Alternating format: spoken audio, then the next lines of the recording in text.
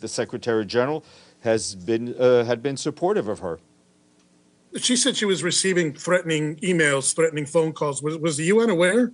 We were aware of the pressure she was coming under. Yes, sir. Second question for you. Philip Lazzarini, I think you answered a question to Michelle, but your mic cut out about the UNRWA facilities being used to hold hostage. Does UNRWA know or care to ask what facility that might be? Yes, we are looking for information. We have reached out, is my understanding, for information. I don't think any information has been shared with UNRWA beyond what was shared in certain media articles. Last question for you.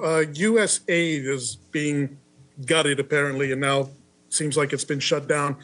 What is the relationship between UN and USA? I mean, how does this impact the relationship? What is going to be missing, and is the UN in touch with the Trump administration to try to figure out how to bridge that gap? Yes, I mean, I think I answered that question from one of your colleagues. I'm sorry, I missed it. That's okay. I mean, USAID is a critical partner. The U.S. is a critical and generous partner for the United Nations in humanitarian, in development work. It is work we are able to do, life-saving work, development work, with thanks to the generosity of the U.S. and credit is given to the U.S. as it is to other donors when we do that work. But we're obviously ongoing with an assessment and try to get a bit of clarity in a foggy environment. I have time for one more question because I don't want to leave the ambassador waiting. I don't see any hands. Goodbye. Okay.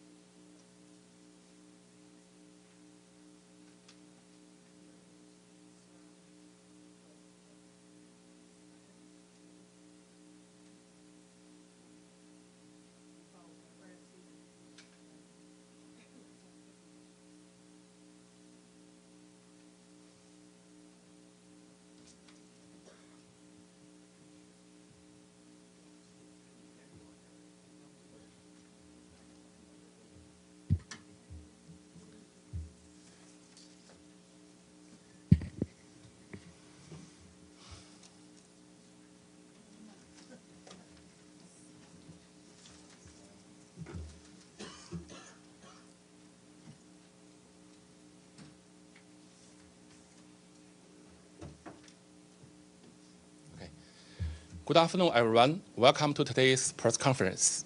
My name is Li Zhiming. I'm from the Mission of China. I'm the counselor and the spokesperson of the mission.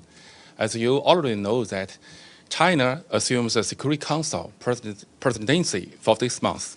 Today, we are very delighted to invite His Excellency Ambassador Fu Cong, permanent representative of China and the president of the Security Council for February, to share with you the program of work. After that, His Excellency will answer some questions. The political coordinator of the mission, Minister Councillor Sun Zhiqiang, is also with us. Now, Your Excellency, you have the floor, please. Thank you. Dear friends from the press, good afternoon, and thank you for being here. And let me also extend a happy Lunar New Year to all of you. It is an honor for China and for me personally to assume the Security Council presidency for the month of February. We see this as an important responsibility. We will discharge our duties in a constructive and professional manner to promote solidarity among Council members and ensure that the Council fulfills its mandate. This morning, Council members held an internal consultation and adopted the program of work for this month, which I'm glad to share with you now. First, China will hold a signature event on multilateralism and global governance. It will be a Security Council high-level open debate on February the 18th, under the theme of practicing multilateralism, reforming and improving global governance. The Chinese Foreign Minister Wang Yi will come to New York to preside over this meeting. We are also inviting foreign ministers or senior officials of other countries, including non-security members, to attend.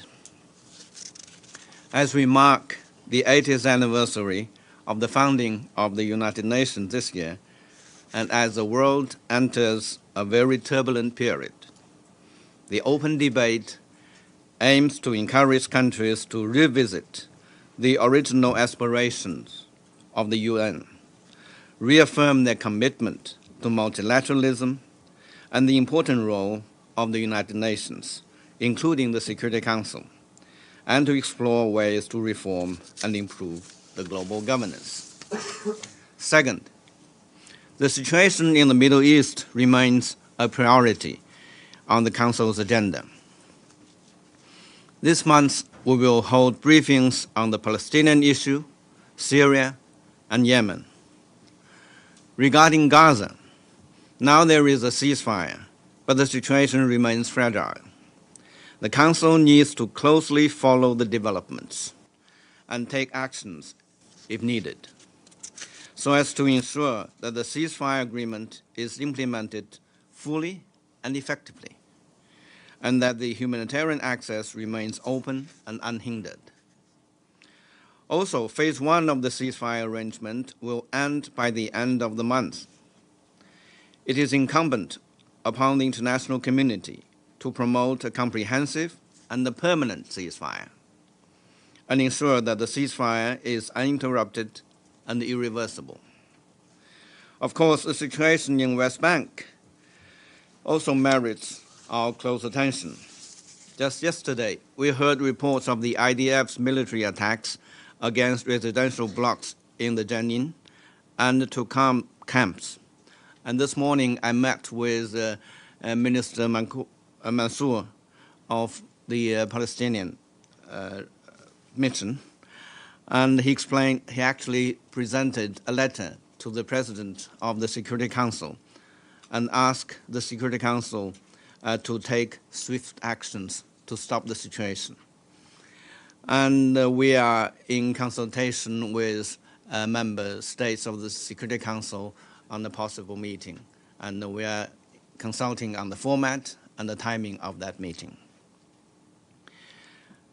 And in addition, of course, considering the challenges UNRWA is facing with, the Council will pay close attention to issues related to the agency and the humanitarian situation in the occupied territories. Turning to Syria, The situation is still critical and fragile. At present, the Council's focus is on supporting Syria in maintaining unity and restoring stability, and starting a credible and inclusive political transition in line with the principles of Council Resolution 2254. At the same time, we must do everything we can to prevent the resurgence of terrorism and extremism, both in and from Syria. Third, Africa will be another priority on the Council's agenda. This month, the Council will hold briefings on UN missions in South Sudan, in Libya, and in Central African Republic, as well as the situation in Sudan. Recently, the situation in Eastern DRC is deteriorating rapidly, which could further jeopardize peace and security of the region. We at the Council will closely follow the developments and act in a way that is most conducive to the cessation of hostilities and the easing of tensions. At present, the political and security situations in some parts of Africa are extremely volatile. There are huge challenges in terms of peacekeeping and peace building, as well as humanitarian assistance. The Security Council and the wider international community must maintain and increase their attention and support for Africa. As the President, China will work with other Council members, the A3 in particular, to promote dialogue and consultation and seek political solutions on African issues. In addition, this month the Council will discuss the semi-annual report of the Secretary General on the threat posed by ISIL or Daesh. This will provide an opportunity for Council members to further coordinate their counterterrorism efforts. The Council will also hold its annual dialogue with the peacekeeping police. The meeting will be focused on how peacekeeping police can better participate in PKOs in the context of the peacekeeping transformation. And also, the Council will hold consultations on the 1718 Committee regarding DPRK-related sanctions. And apart from what I have mentioned, the Council will keep abreast of other hotspot issues and will be prepared to discuss and take action in light of the latest developments. So these are a brief outline of the work plan for the Council for the month of February. As you can see, it is already quite full, but we are certain that there will be new issues coming up. So as the rotating president, China will engage extensively and closely with all parties on all issues on the agenda and try our best to build the broadest possible consensus. We also encourage Council members to consult with each other to enhance trust and bridge differences. We will continue our efforts to improve the efficiency of the Council. We will also invite civil society representatives to participate in relevant meetings as appropriate in order to provide fresh perspectives to the Council. We will also keep in close contact with the media to ensure transparency of our work. And that's all from me, and now I'm ready to take your questions. Okay, we come to the Q&A sessions. I will be the moderator.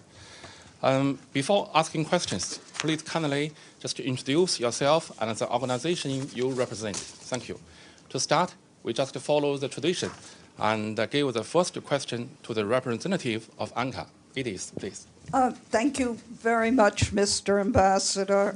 On behalf of the United Nations Correspondents Association, for doing this briefing, and let us all wish you a very happy Lunar New Year, and I'm sure we all hope for perhaps and hopefully a more peaceful Lunar New Year. I have two questions. First, do you envision a Security Council resolution on the conflict in Congo between the government and M23? And secondly, the Trump administration this weekend imposed 10% tariffs on Chinese goods coming into the United States. Could you comment on that, and do you expect any impact on the United Nations of this move? Yes, on Congo, indeed, yes, there are.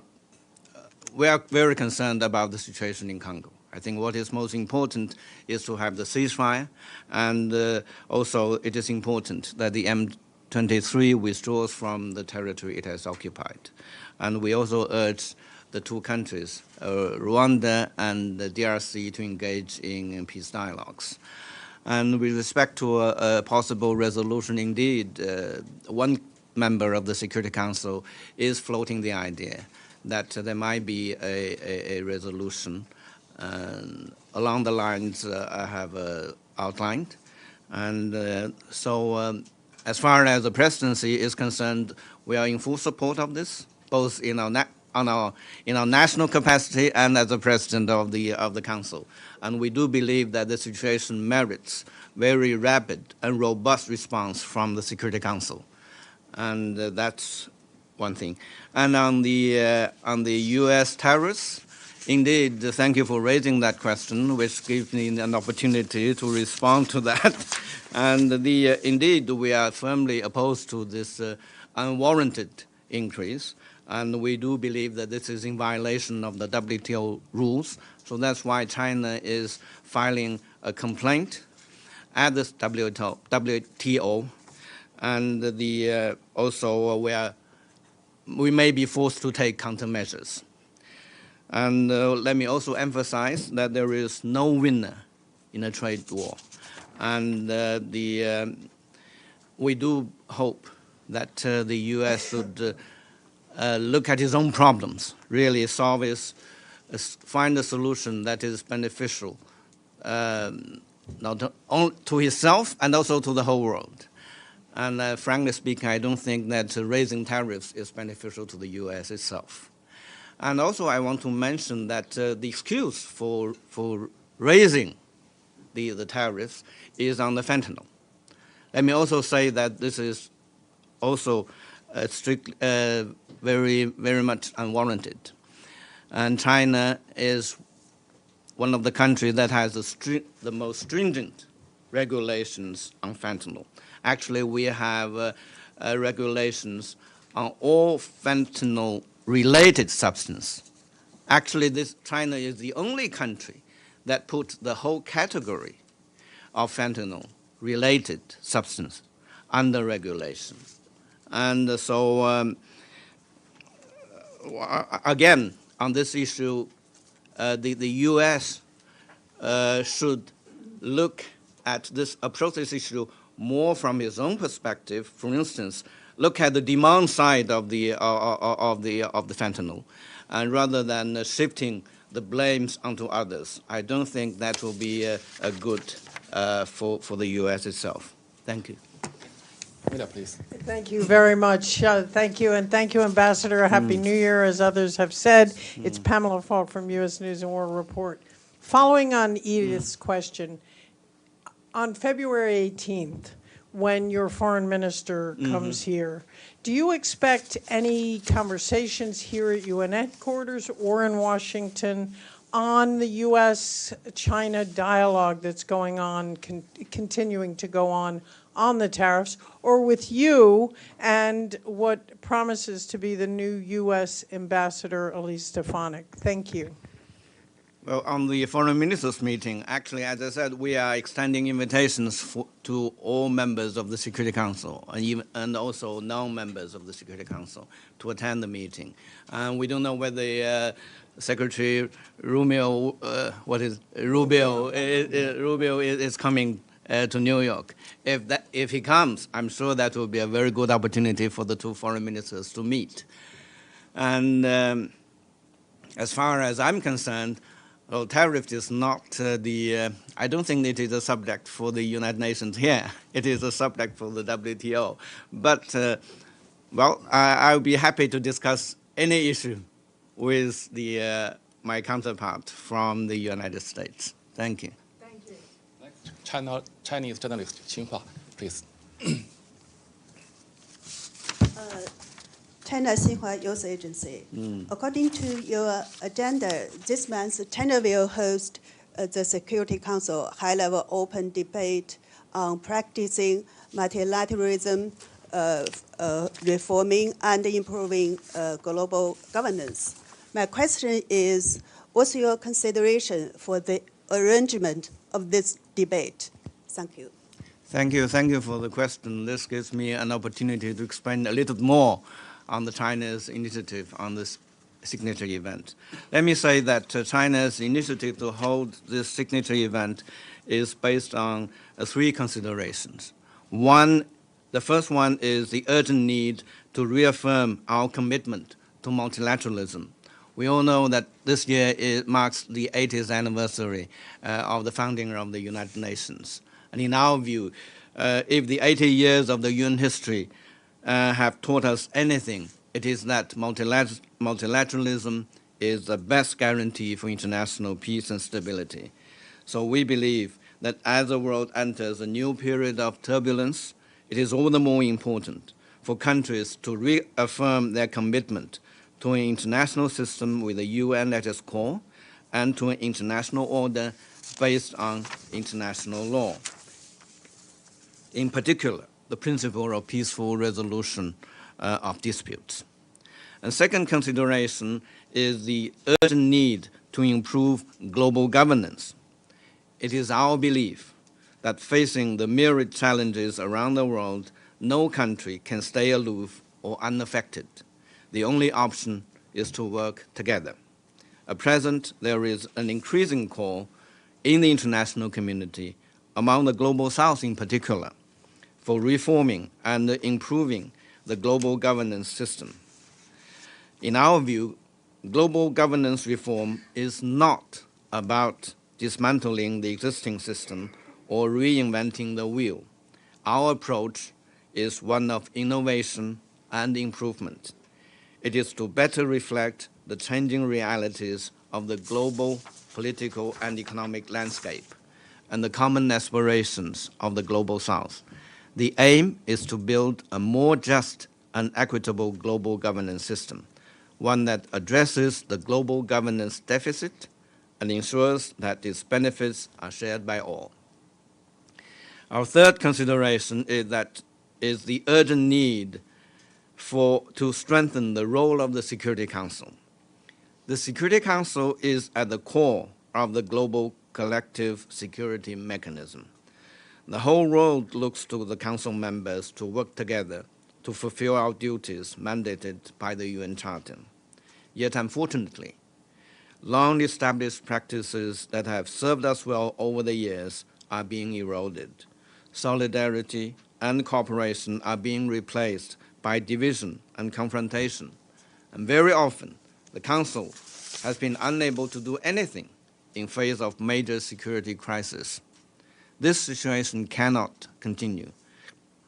The Council must rise up to its responsibilities, and for that to happen, it must return to the path of multilateralism and the mutual consideration. So these are the rationale behind China's initiative to hold this signature event on multilateralism and the global governance. So we expect, as I said in my opening remarks, that the member states, in particular, the members of the Security Council, should reconfirm their commitment to multilateralism and to the role of the UN in order that the world could move in a better direction. Thank you. Okay, Governor, please. Good afternoon, Ambassador. Happy New Year. Gabriel Elizondo from Al Jazeera English. Two questions, sir. Number one. Oh, okay, yeah. Either in your capacity as president or in your national capacity, what exactly are you looking for on the West Bank issue in terms of coming out of the council in perhaps the coming days? And second question on Panama. The United States claims that China has influence and control over the Panama Canal and or areas around the canal. Is that true? And what's your response to the Panamanian president announcing that he might end the 2017 Belt and Road Initiative with your country? Thank you. So I'll answer your second question first, since this is directly related to China. Let me say that I think the accusation against China is totally false, is groundless. And let me emphasize that China has not participated in the management and operation of Panama Canal and has never interfered in canal affairs. China respects Panama's sovereignty over the canal and recognizes the canal as permanent neutral international gateway. So I want to put that on record. And with respect to the statement by the President of Panama regarding the Belt and Road Initiative, let me say that if I heard him correctly, that he is actually trying to not to continue with the memorandum, the understanding of a memorandum of understanding. I think that is a regrettable decision, because in the Belt and Road Initiative, first and foremost, is, let me say this, is an economic initiative. The purpose is to build up a platform for countries, especially the Global South, to have economic cooperation with each other. So it has nothing to do with any political agenda. So and the economic cooperation is mutually beneficial. So we do hope that country would see this in the proper light, and the smear campaign that is launched by the U.S. and some of the other Western countries on the Belt and Road Initiative is totally groundless. And so we will continue with our efforts in the hope that the Global South can work better, and China can provide assistance to the development of all these developing countries. And coming back to the West Bank. Yeah, in the West Bank, we are, as I said, we are following the situation very closely, and we have seen the reports that the military attacks on Jenin and the refugee camps. So we do hope that the situation can improve, and Israel should stop attacking the Palestinian people. And with respect to the Security Council, and as I said, we are coordinating with member states, and we'll be happy to convene a meeting and in order to express our views, and if possible, take appropriate actions. Next, Michelle, please. Thank you, Ambassador. Michelle Nichols from Reuters. Just following up on all the other questions that have already been asked with regard to US-China relations and the deterioration that we're seeing at the moment, how do you think that might impact work here at the UN between yourself and your new incoming US counterpart? Do you think these tensions could affect anything else that the Security Council is dealing with? Well, I'm sure most of you have seen the hearings that the new PR of the U.S. had, and I saw most part of this. And I would like to say that from that hearing, I can see that she's a smart lady, articulate, and well prepared.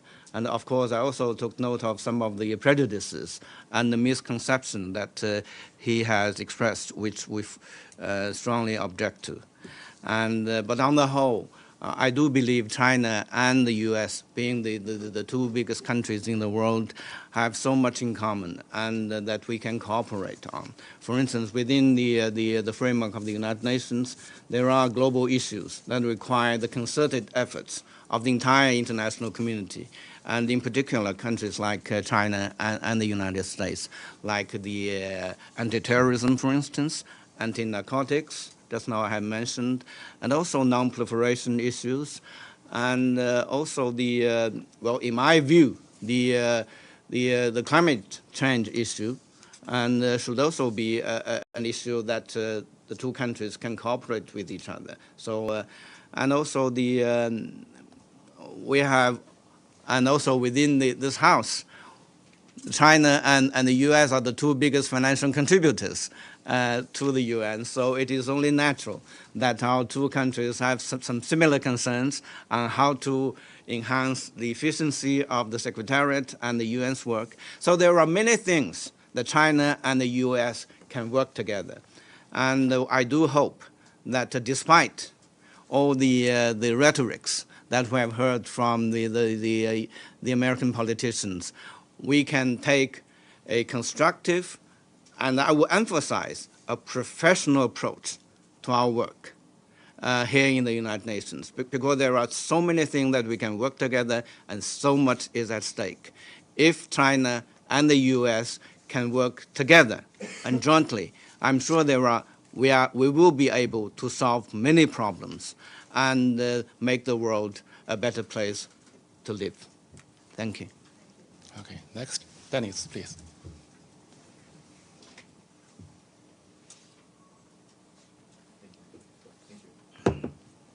Is it working? Yes.